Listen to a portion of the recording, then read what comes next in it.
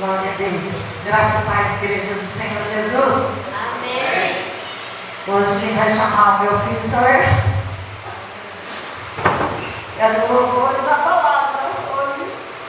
Daqui a pouco vai ter gente para te ajudar no louvor e você não vai precisar mais fazer esse mesmo processo. Amém. Amém? Amém. Já está encaminhado, viu? Deus já está fazendo milagres. Já temos candidatos para o louvor. E daqui a pouco, em breve, o Senhor vai fazer, amém? Amém. Estenda suas mãos para cá, vamos orar. Pai, em nome de Jesus, eu quero colocar dentro de Ti a vida do Teu Filho, Pai. Senhor, que nessa noite, que não seja Ele, Senhor, mas que seja Teu Espírito Santo, através dEle, Pai, falando aos nossos corações, Pai. Que o Senhor dê a Ele palavras remas, Senhor, palavras, Senhor, que venham nos edificar, Senhor. Que nós possamos sair desse lugar diferente, Pai. Usa Ele, Senhor, para o louvor da Tua glória. Eu abençoo em nome de Jesus. Amém. Amém.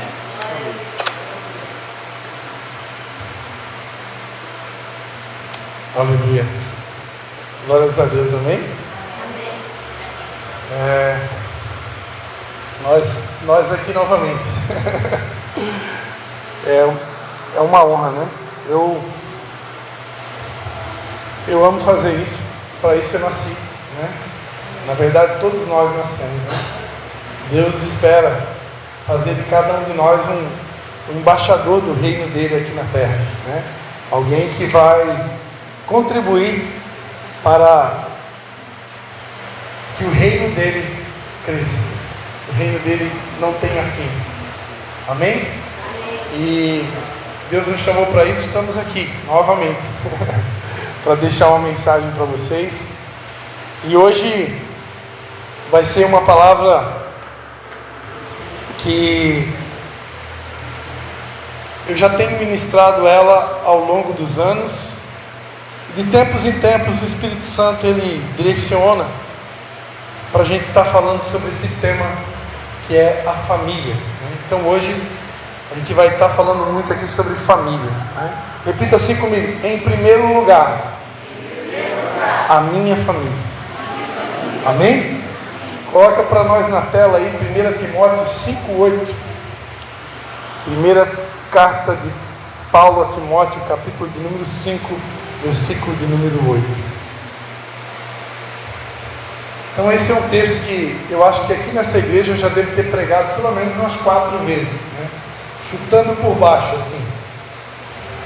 E a gente vai pregar quantas vezes precisar, né? Porque a Bíblia Sagrada, amados, ela é um livro de princípios.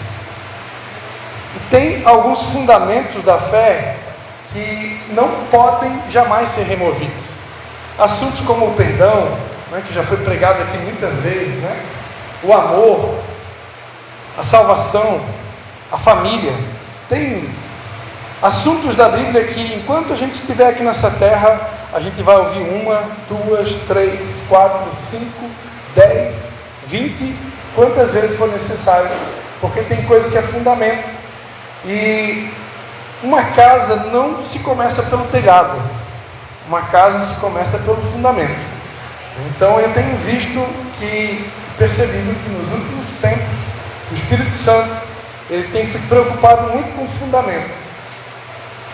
E ele quer construir algo, ele já está construindo algo, mas eu percebo, a minha leitura é que ele está querendo deixar alguns fundamentos muito sólidos, muito bem preparados, muito bem alicerçados, para depois Deus continuar o que ele quer fazer com a igreja e através da igreja.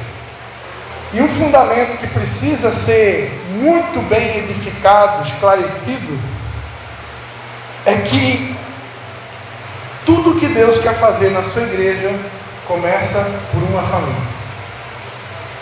Assim foi lá no Jardim do Éden. Deus colocou um casal e tudo começou por aquele casal. E esse casal é você e a sua casa, aqui nessa noite. Tudo começa por nós, começa pela nossa casa. Nós, pastores amados, Nós temos muitos sonhos. Nós queremos ver, por exemplo, uma igreja grande, queremos ver as coisas acontecendo, queremos ver as células multiplicando e queremos ver as coisas muitas vezes até voando, pastor Alice, né? Quem voou gosta de voar, né? Mas Deus, Ele não deixa a gente voar sem primeiro a gente aprender a engatinhar. Aí depois a gente vai aprender a caminhar. E depois a gente vai aprender a correr. E só depois então que a gente vai aprender a voar. E às vezes a gente tem a impressão que dá é que a gente quer voar e nem aprendeu a engatinhar ainda. E a gente já quer voar. Traduzindo isso, Deus não pode fazer nada grande na igreja, através da igreja, sem que primeiro esse fundamento da família esteja muito bem estabelecido, muito bem alicerçado. A palavra de Deus diz, na primeira carta de Paulo a Timóteo, capítulo 5, versículo 8, que se alguém não tem cuidado dos seus, e especialmente dos da sua própria casa, esse negou a fé e é pior do que descrente. Se eu, como marido, não tiver cuidado da minha casa, se a minha esposa não tiver cuidado da nossa casa, nós não podemos fazer mais nada pela casa do Senhor. Porque tudo tem que começar pela minha casa. Tudo que eu quero edificar deve começar na minha casa. A família é a menina dos olhos de Deus. Ela é a base da sociedade, ela é a base da igreja, ela é a base de tudo. Por isso, amados, que Satanás ele trabalha tão pesado para destruir as famílias. Hoje, infelizmente, muitos aqui participaram do velório, onde o próprio filho tirou a vida do pai. Que dizer sobre isso? É complicado, né? Que futuro terão as famílias do Brasil se as nossas famílias não estiverem bem? Se a nossa casa não estiver bem? Essa palavra cuidar, no grego, se alguém não tem cuidado dos seus, essa palavra cuidado no grego é a palavra pronoel, que significa ter cuidado, prover para, ter consideração por. O seu significado básico é pensar de antemão. Pensar de antemão. Esse é o significado básico dessa palavra. Ou seja, eu como sacerdote do meu lar, eu preciso pensar de antemão nas necessidades da minha esposa, nas necessidades dos meus filhos. Eu como esposa, eu preciso pensar de antemão quais são as necessidades do meu marido, quais são as necessidades do meu filho.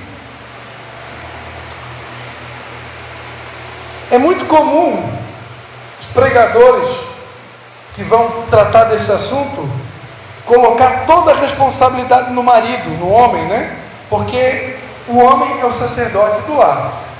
No entanto, amados, sem nenhum tipo de acepção de pessoas, a palavra de Deus diz que nós somos o sacerdócio real. Põe para mim na tela aí, 1 de Pedro, capítulo de número 2, versículo de número 9. 1 Pedro 2, 9. Vocês, porém, são geração eleita, sacerdócio real, nação santa, povo de propriedade exclusiva de Deus, a fim de proclamar as virtudes daquele que chamou das trevas para a sua maravilhosa luz. A Bíblia está dizendo, vocês maridos? Vocês homens? Não. A Bíblia está dizendo, vocês, porém, são a geração eleita, o sacerdócio real. Na nova aliança, amados, tem uma diferença da antiga aliança. Na antiga aliança, Deus levantava um sumo sacerdote, e ele era o sacerdote de toda a nação. Aquele sacerdote, uma vez por ano, ele entrava num lugar chamado Santo dos Santos, no tabernáculo de Moisés, e ali ele fazia expiação dos pecados. Na nova aliança, agora todos nós, independente de sexo, em Cristo Jesus, não há diferença entre homem e mulher, entre bárbaro, cita, todos são um em Cristo. Então, na nova aliança, homem e mulher são sacerdotes. A diferença é que o homem ele é o sacerdote do lar e a mulher é a sacerdotisa. A responsabilidade maior é sobre o homem? É. Por que a responsabilidade maior é sobre o homem? Porque Cristo é o cabeça do marido e o marido é o cabeça da mulher. Então existe uma ordem, porém todos têm responsabilidade. Amém? E como responsabilidade, eu preciso me preocupar de antemão com as necessidades do meu lar, da minha casa, do meu cônjuge. O marido, por exemplo, a Bíblia diz em Efésios, capítulo de número 5, versículo de número 25. Efésios 5, 25.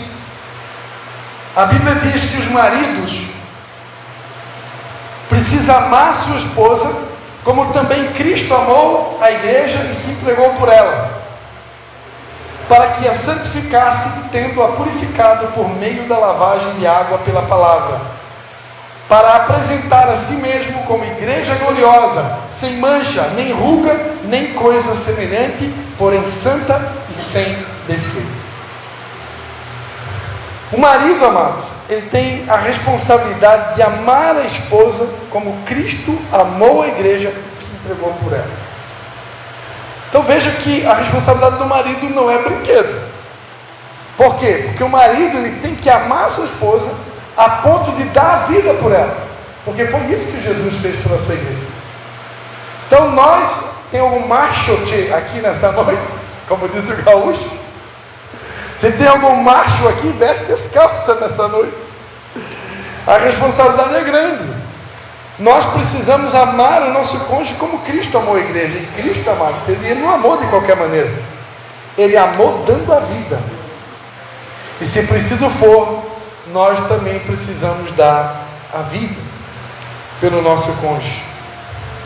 E não para por aí. Nós precisamos santificar o nosso cônjuge, purificando ele com a lavagem da água pela palavra. O que significa isso? Lembra quando Deus falou para Josué: não se aparte da tua boca o livro dessa lei, antes medita nele de dia e de noite, tendo cuidado de observar tudo que aqui está escrito? Então, o sacerdote, a sacerdotisa, precisa ter essa palavra na boca. Em primeiro lugar, preciso viver ela. Porque se eu tentar edificar a minha casa sem ser exemplo daquilo que eu ensino, sem ser modelo, sem ser referência daquilo que eu falo, vai dar ruim. Porque todas as vezes que eu tentar falar alguma coisa para o meu filho, para minha filha, ou para o meu cônjuge, de alguma coisa que eu não vivo, que eu não estou conseguindo viver, vai ficar difícil. Então eu preciso me esforçar muito para colocar em prática tudo aquilo que eu tenho aprendido, para que então eu tenha a autoridade de ensinar a minha casa aquilo que eu tenho aprendido com a palavra de Deus. E é através dessa palavra que eu vou santificar a minha esposa. Assim como nós pregadores usamos a palavra para santificar a esposa de Cristo, que é a igreja. Somos eu e você. Da mesma forma, isso deve começar lá dentro da nossa casa. Lá dentro da minha casa, eu preciso santificar o meu lar através do ensino da palavra. Olha só o que diz lá em Deuteronômio, capítulo de número 6. Deuteronômio, capítulo 6, versículo de número 6. Estas palavras que hoje lhe ordeno estarão no seu coração. Você as inculcará a seus filhos, e delas falará quando estiver sentado em sua casa, andando pelo caminho, ao deitar-se e ao levantar-se. Também deve amarrá-las como sinal na sua mão, e elas lhe serão por frontal entre os seus olhos. e você as escreverá nos umbrais da sua casa e nas suas portas. Olha só, eu preciso inculcar. Essa palavra inculcar no original, a gente pensa assim, né, que inculcar é pegar a Bíblia, irmã, esse meu marido que não me ouve, essa minha mulher que não me ouve, esse meu filho, eu vou inculcar essa palavra na cabeça dele, para ver se entra alguma coisa que está difícil. O pastor já falou, a pastora falou, mas não entra. A gente pensa que isso é inculcar, né? A palavra inculcar, amados, no hebraico, no original, significa ordenar com autoridade. Inculcar é falar com autoridade. Por isso que é importante eu viver a palavra, porque se eu não viver aquilo que eu ensino, eu não tenho autoridade. Aí a gente perde toda a moral para ensinar. Agora, quando eu vivo aquilo que eu ensino, Deus me dá, é o próprio Deus que nos dá autoridade. A autoridade, ela vem do próprio Deus, e a autoridade vem do autor. E a autoridade vem quando a gente vive a palavra. Lembra que Jesus falava, ele não falava como os escribas e fariseus, ele falava como alguém que tinha autoridade. Por quê? Porque Jesus vivia tudo aquilo que ele ensinava. E quando eu pratico aquilo que eu ensino, eu vou ter autoridade para falar para os meus filhos. Eu vou falar na minha casa, eu vou falar andando no caminho, eu vou falar na hora de dormir, e eu vou falar na hora de se levantar. Olha só. Olha a responsabilidade. Já pensou se eu começar a botar em prática isso daqui de verdade? E começar a falar para os meus filhos a palavra de Deus na hora que ele acorda, na hora que ele dorme, na minha casa, andando no caminho. E a Bíblia diz ainda que eu deveria escrever a palavra nos umbrais das portas. Uma vez, eu fui na casa do irmão Rony. Nós tínhamos uma célula em São João Batista, a minha primeira célula.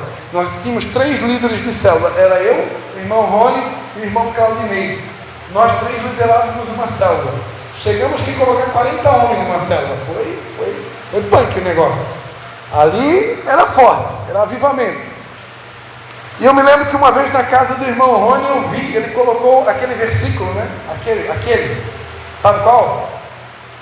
Se os teus olhos te fizerem pecar, arranca teu olho, porque é melhor você ficar cego e ir para o céu do que você ir para o inferno com o olho a menos. Ele pegou esse versículo e botou pendurado na televisão. Naquela época não tinha YouTube, né? Não tinha nada dessas coisas, Facebook, não tinha nada. O pecado dos olhos geralmente vinha pela televisão, né? Aí ele pegou esse versículo, né? Ou aqueles que os teus olhos te escandalizarem, né? E botou na frente da televisão. Imagina que toda vida que o filho, ou a filha, ou a esposa, ou o marido vai ver televisão, ele lê o versículo, está ali pendurado na frente da televisão. Ele já sabe se entrar algum filme com alguma imagem moral, né? O que ele já sabe? Se ele pecar, olha o que a Bíblia está dizendo. É melhor você ficar cego de um olho do que ir para o inferno, com os dois. Então, vai dificultar o pecado dentro de casa ou não vai? Né? Você pode botar ali, né, que nem eu vi na casa de um irmão essa semana, né, sobre os palavrões, né? Aí você pode pegar algum versículo, a Bíblia está cheia de versículos falando sobre maledicência, falando sobre palavrões, a Bíblia está cheia. Imagina você pegar uns versículos, você tem um filho com a boca suja, né? Ou um marido com a boca suja, que também tem, ou uma mulher com a boca suja. Você pega os versículos que falam sobre os maledicentes, que não herdarão o reino do céu, que é um dos pecados mais graves, né, da Bíblia. Aí você espalha pela casa, bota na porta na entrada da casa, bota na geladeira. Tem gente que gosta do imã de geladeira, né? Bota lá. Só que geralmente o imã de geladeira é o Salmo de número 23 ou o Salmo 91, né? Mas vamos botar lá um salmo, botar um outro versículo lá. Vê se eu acho um aqui para dar para vocês aqui. Olha só o que diz primeira carta de Paulo aos Coríntios, capítulo de número 6. 1 Coríntios 6, versículo 9 em diante. Primeira carta de Paulo aos Coríntios, capítulo 6, versículo 9 em diante. O 9 e o 10, tá? Ou vocês não sabem que os injustos não herdarão o reino de Deus? Não se enganem, nem imorais, nem idólatras, nem adúlteros, nem efeminados, nem homossexuais, nem ladrões, nem avarentos, nem bêbados e nem maldizentes. Sabe o que é o maldizente? É o boca suja. Nem roubadores herdarão o reino de Deus. Então, gente que tem a boca pesada não vai herdar o reino do céu. Aí você bota uns versículos desses espalhados dentro da casa, que aí teu filho que fala palavrão, né? Teu marido que é grosso, que nem uma tora, quem sabe ele muda. E vai enchendo a casa de versículo bíblico. Posso ouvir um amém? Amém. Aleluia.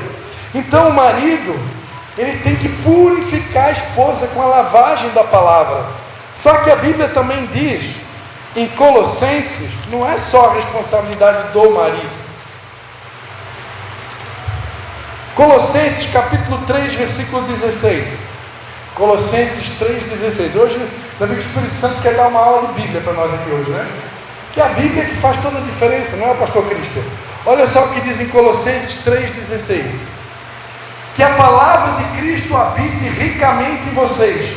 Instruam e aconselhem-se mutuamente em toda sabedoria, louvando a Deus com salmos, hinos, cânticos espirituais, com gratidão no coração. E tudo que fizerem, seja em palavra, seja em ação, façam em nome do Senhor Jesus, dando por Ele graças a Deus Pai. Volta no versículo 16. No 16.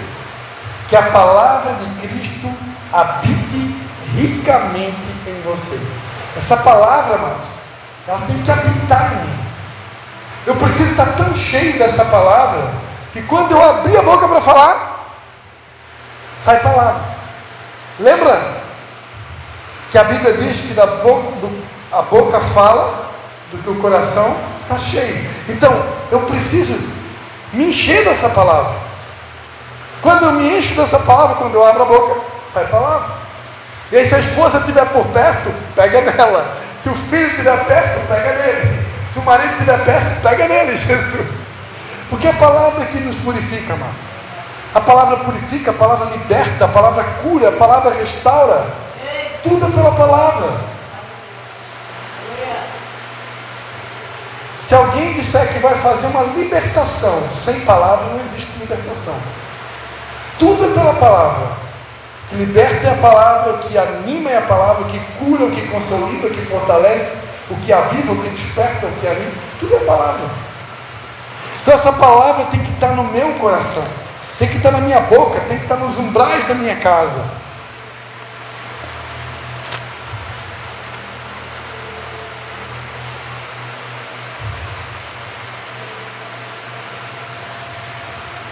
Uma palavra que o Espírito Santo me lembrou quando eu estava vindo para cá, essa daí, ele fez questão que eu não podia me esquecer dela. 1 Timóteo 6, 1 Timóteo 6, versículo de número 6. De fato, grande fonte de lucro é a piedade com o contentamento. Porque nada trouxemos para o mundo, nem coisa alguma podemos levar dele. Tendo sustento e com que nos vestir, estejamos contentes. Diga para o seu irmão que está do seu lado aí, se você tiver o que comer, e se você tiver para vestir, fica contente, meu irmão. Posso ouvir um amém? Porque, amados, por que Deus mandou e fez questão? Olha, pode esquecer de tudo, menos esse versículo nessa noite. Porque a gente está vivendo uma geração, amados, que comida e roupa não é mais, é desprezível, é desprezado. Não, só comida e roupa não dá não, pastor Cristo. Aí você está ultrapassado, né? Tem até gente aí dizendo que tem que mudar a Bíblia, que a Bíblia está desatualizada, né? Só que Deus não muda, mas a minha Bíblia diz que Ele é o mesmo ontem, hoje e eternamente. O problema é que as pessoas estão querendo passar por cima de Deus.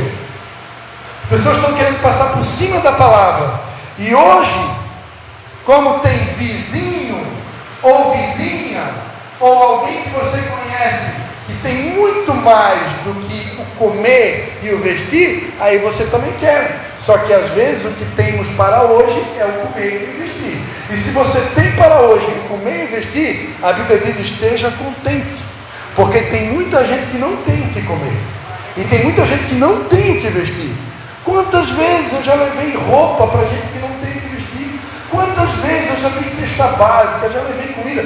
Quantas e quantas e quantas vezes? São muitos anos servindo a Deus, irmão. São quase 40 anos servindo a Deus. Se eu for contar quantas cestas básicas eu já dei, quantas vezes eu já levei roupa na casa de pessoas. Uma família que morava debaixo da ponte de São João Batista, eu cuidei deles durante 2 anos, levando roupa, levando comida, levando produto de barbear, de tomar banho, levando até coisa para o trabalho deles, que eu juntava reciclado, ele trabalhava com reciclado, eu levava toda semana, durante 2 anos de reciclado, para ajudar aquela família. Hoje estão servindo uma igreja da Assembleia de Deus lá na cidade de Sapiranga, no Rio Grande do Sul. Os 2 estão convertidos, salvos e pregando o Evangelho. Você pode dar uma pausa ao Senhor Jesus?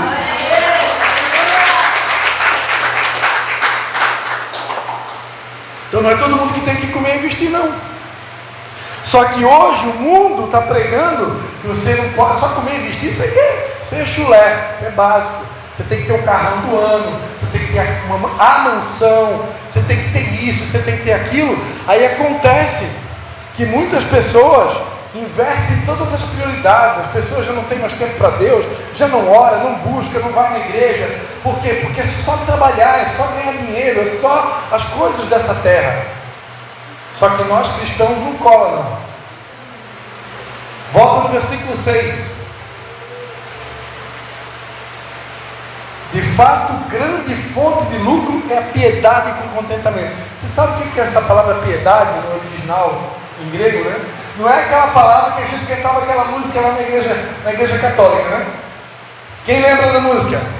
Piedade, piedade, piedade de nós. Não é essa aqui, não. Essa piedade aí tem misericórdia, tem compaixão de mim, né? Mas não é essa palavra. Essa palavra no original em grego, ela é devocional. A piedade com contentamento, piedade é devocional, é a tua vida de intimidade e comunhão com Deus. Lembra? Maria escolheu a boa parte. É a tua devocional, é a tua intimidade com Deus. Quando você tem a oportunidade de ter intimidade com Deus, de viver em comunhão com Ele, e você é uma pessoa contente, meu Deus, essa é uma grande fonte de lucro.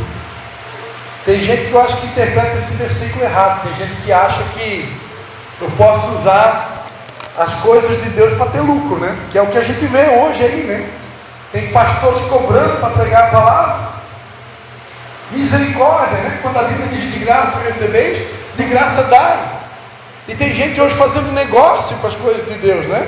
Eu acho que eles estão interpretando esse versículo errado. Eles estão achando que a Bíblia, ou ensinar a Bíblia, é uma grande fonte de lucro. Mas não é isso que a Bíblia está dizendo. Fonte de lucro é você ter uma vida de intimidade com Deus.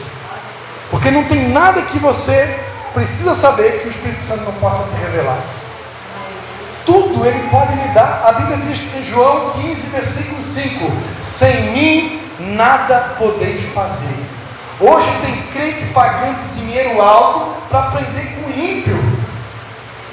Se a Bíblia diz no Salmo de número 1: bem-aventurado o homem que não senta na roda dos escarnecedores e nem se detém no caminho dos pecadores. Meu Deus, que cegueira que nós chegamos. Agora estou pagando para aprender com o ímpio. Ao bem da verdade, né? A Bíblia diz que os filhos das trevas são mais prudentes do que os filhos da luz. É por isso que às vezes acaba acontecendo isso mesmo. Os filhos das trevas são mais prudentes que os da luz. Aí eu vou pagar para aprender com ele. Misericórdia. Quando tudo eu posso receber do Senhor. Porque tudo vem dele. Tudo vem de ti, a Bíblia diz. Eu posso pedir, pastor Leonardo, eu posso pedir em oração, Senhor, me dá uma estratégia, me dá uma direção. Eu estou passando por um momento de deserto, eu estou passando por um momento de vale, a coisa está difícil, eu preciso de uma solução, só um milagre de Deus. O financeiro lá em casa, irmão, está tão apertado que só Jesus na causa. Ora que Deus dá uma solução. Só que aí a gente não ora. Você vai lá e vou comprar um curso mirabolante, né? E a gente gasta um monte de dinheiro, como eu já botei dinheiro fora, irmão. Eu já botei dinheiro fora com cursos mirabolantes para aprender muitas vezes o que a Bíblia ensina. E você bota um monte de dinheiro fora. Então, se vai fazer um curso, faz com alguém que seja crente, de preferência. Amém? Ou pelo menos que você tenha certeza que ele vai ensinar princípios cristãos. Porque senão eu não posso ir contra a palavra. Amém? Porque nada trouxemos para esse mundo e nada podemos levar nele. Tendo, porém, sustento e com que nos vestimos, estejamos contentes. Amados, por que Deus fez questão que eu não podia esquecer desse versículo? Eu tenho certeza absoluta. Eu sei o que eu vou falar agora. Segura aí, arruma segurança para mim no final do culto, pastor Nunes aí, porque já era da polícia militar. Uma das maiores fontes de divórcio, separação, briga conjugal hoje, é porque muitas vezes o marido não pode dar para a mulher o que ela quer. Só que às vezes o que a mulher quer não é obrigação do marido dar. Porque a obrigação do marido dar é comida e roupa. Essa é a obrigação. Só que muitas das mulheres hoje estão olhando para o ímpio, estão olhando para a grama do vizinho, e elas querem mais do que comida e roupa. Aí se o marido hoje não pode dar o mais que o vizinho dá, meu marido não serve, eu vou trocar de marido. Diz para mim que eu estou errado. Quero ver quem tem coragem. É muita gente, amados, brigando pelo supérfluo. O supérfluo Deus dá também. Eu já tive a oportunidade de passear em Fernando de Noronha. Pastor Alice agora foi para os Estados Unidos. É bênção? Amém. É pecado? Não. Só que quando eu posso, eu estou vivendo um momento financeiro que eu posso. Pastor Alice com certeza podia, né? Ou você parcelou em 500 vezes no cartão Casas Bahia? Não, né? Então, se eu posso, eu vou. Amém? Se você pode ir para o Paraguai, para o Uruguai, para Chile, para Fernando de Noronha, pode ir para Israel, pode ir para os Estados United States of America, pedir neve para Jesus. Você pode ir para onde você quer ir, meu. Eu quero ver a Torre Eiffel em França, lá em Paris. Pensa, vai, se você tiver condição. Mas onde é que acontecem as brigas conjugais? Você não tem o dinheiro, aí você tem um cartão de crédito. Aí deu para a cabeça, meu irmão. Porque você não tem condições, mas o cartão de crédito, ele permite você parcelar em até 24 vezes. E aí você vai para uma viagem para as Maldivas, no seu cartão de crédito. Só que um dia a conta do boleto chega. E se o teu filho estiver doente, se estiver pagando um tratamento de doença para ele, ou um tratamento dentário, a tua esposa ficou doente, o outro filho ficou, e aí apertou tudo, meu irmão. Porque agora você precisa pagar o tratamento da mulher, precisa pagar o dentista do filho, e o teu cartão de crédito está comprometido com as Maldivas. E agora, como é que fica, meu irmão? Aí começam as guerras. Aí começam as brigas. Quem está entendendo, diga amém. Pastor, eu quis dar para terminar a pregação, porque está ficando difícil. Já vou terminar.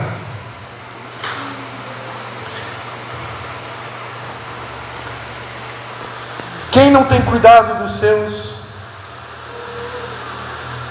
negou a fé e é pior do que o incrédulo. As leis judaicas requeriam que o marido provesse o sustento necessário, necessário. Presta atenção.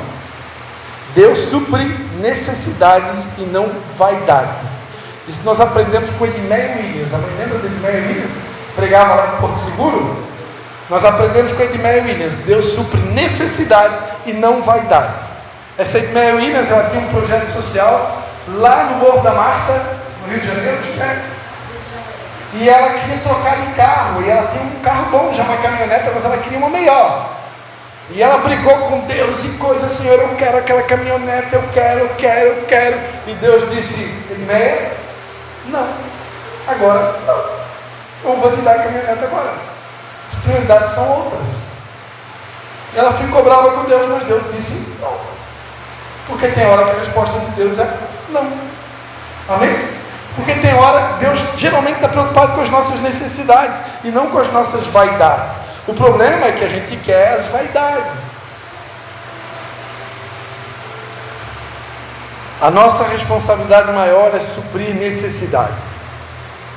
As leis judaicas requeriam que o marido provesse o sustento necessário para sua esposa. E no caso dela tornar-se viúva, ele deveria providenciar uma espécie de apólice de seguro que pudesse garantir a sua subsistência após o falecimento da mesma. Evangelho de João, capítulo 19, João 19, versículo 26. João 19, versículo 26, Jesus ele deu o exemplo. Vendo Jesus a sua mãe e junto dela o discípulo amado, disse: mulher, eis aí o teu filho. Depois disse ao discípulo: eis aí a sua mãe. Dessa hora em diante o discípulo a tomou para casa. Presta atenção, quando Jesus estava lá na cruz, ele olhou para João, o discípulo amado, o único que ficou, porque todos abandonaram Jesus, só ficou João. E Jesus lá de cima da cruz, ele olhou para João lá de cima e disse: filho. Ele olhou para a mãe dele, para a mãe de Jesus, Maria, e ele olhou para o discípulo João e disse: ó filho, eis aí a tua mãe. Eu estou indo embora, agora cuida dela para mim. Ou seja, a palavra pronoel, prover para, cuidar, aquele que não cuida dos seus. Jesus ali na cruz se preocupou com a mãe. Ele providenciou uma pessoa para cuidar da mãe. Ele escolheu João. João, a partir de agora é contigo. E a Bíblia diz então que o João pegou a mãe dele e levou para a sua casa. Então Jesus se preocupou com a mãe, mesmo na hora da morte. Nesse texto nós vimos claramente a preocupação de Jesus. Ele se encarrega de providenciar para sua mãe uma morada e alguém que pudesse cuidar dela, ou seja, dar continuidade ao papel dele como filho. Negar a fé no contexto significa recusar a pôr em prática as suas próprias crenças. Assim sendo, aquele que se recusa a cuidar da sua família, quando é capaz de fazê-lo, presta atenção, quando é capaz de fazê-lo? Porque, amados, quem aqui já ficou doente, levanta a mão. Se alguém aqui já ficou com depressão, não precisa levantar a mão. Tem momentos na nossa vida, amados, que a gente fica doente. Tem momentos na nossa vida que a gente não consegue trabalhar. E não é pecado ficar doente. Você não tem culpa. Muitas vezes você ficou doente. Ou você entrou numa deprê. E aí nessa hora, se você é casado, a Bíblia diz em Eclesiastes, é melhor ser. Por quê? Um está com frio, o outro esquenta. Um está com dificuldade financeira, o outro ajuda. Então, mas no casamento, às vezes, pode acontecer. O marido está passando um momento difícil e a mulher é que vai ser a provedora do lar. É pecado? Não, para isso é um casal, uma só carne. Então tem hora que a mulher ela pode ajudar o marido, e deve, até mesmo financeiramente. Então no casamento, um ajuda o outro. Amém? Então, quando eu tenho saúde,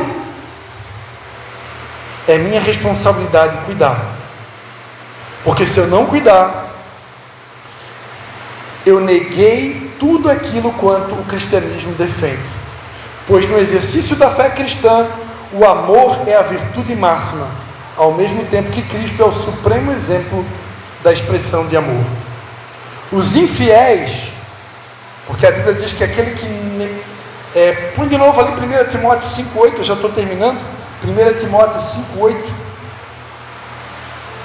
Nessa versão diz que aquele que não cuida da sua família negou a fé e é pior do que o descrente. Tem uma outra versão bíblica que diz que é pior do que o infiel, né? Essa palavra infiel é a mesma palavra para pagão. Ou seja, eu me torno pior do que um pagão. Pagão, os pagães à época, como é que pronuncia? Pagões ou pagães? Pagães, né? Pagães à época sabiam muito bem das suas responsabilidades no que diz respeito ao cuidado da sua família e familiares.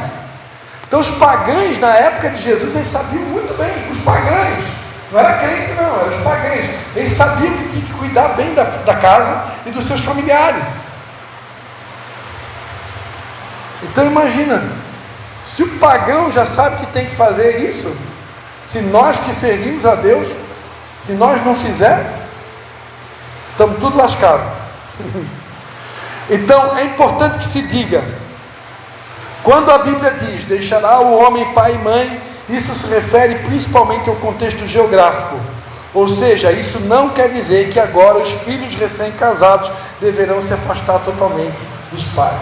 Tem gente que pensa assim, né? Deixará o homem pai e mãe, unirá sua esposa, se tornará uma só carne, e agora papai e mamãe, tchau, tchau. Né? Me livrei. Não é assim não. Eu sou casado e hoje lá dentro da minha casa mora meu sogro e minha sogra. Alguém precisa ajudar a cuidar. E ai de nós se não fizer isso. Ai de nós. Ai de nós. Porque honrar pai e mãe é o primeiro mandamento na Bíblia com promessa. Então, você que casou agora há pouco, você que quer casar, você pode cortar o cordão umbilical, morar na sua casa, amém. Mas não pense que você vai abandonar pai e mãe para sempre, porque isso não existe. Pai e mãe vai ser pai e mãe até a morte. Mesmo que seja um ruim pai ou uma mãe ruim, não importa. Te vira, é mandamento. Tem que honrar. Tem que obedecer, tem que honrar. É uma distinção. Honra é distinção. Tem que distinguir. Pai e mãe não é igual a todo mundo. Por isso eu tenho que honrar. Então, resumidamente, os maridos e esposas devem pensar antecipadamente em como podem cuidar, agradar, colaborar, ajudar e contribuir com o seu cônjuge, pois essa é a primeira missão de todo homem e de toda mulher. Quando a Bíblia diz, amarás o Senhor teu Deus de toda a tua força, de toda a tua alma e de todo teu entendimento. E depois qual é o segundo mandamento semelhante a este? Amarás ao teu próximo. Quem é a pessoa mais próxima de você? Nesse exato momento é quem está sentado do teu lado, né? Vai lá dentro de casa, quem é a pessoa mais próxima, né? O mais próximo é teu cônjuge, é teu filho, né? Então, se você mora com os pais, é os teus pais também. Então, tudo começa por aí. E quando eu faço isso bem feito, o restante é consequência. Amém? Vou convidar você a fechar os seus olhos, a irmã vai colocar uma música. E essa música é uma oração. E se ela conseguir colocar a letra da música também na tela, não dá? Não, então vamos só ouvir. Feche os seus olhos então. Presta atenção na letra dessa música, uma música muito linda da Isla. Eu quero convidar você pode ter um tempo de oração nesse momento.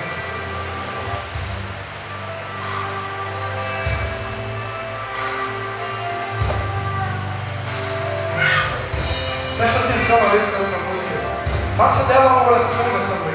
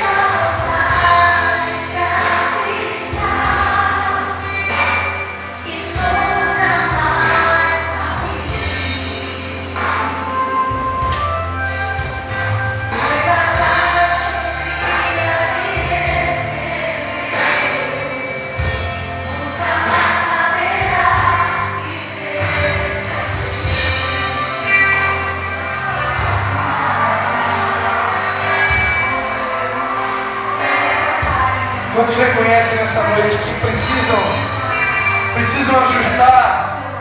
ajustar algumas coisas na sua casa?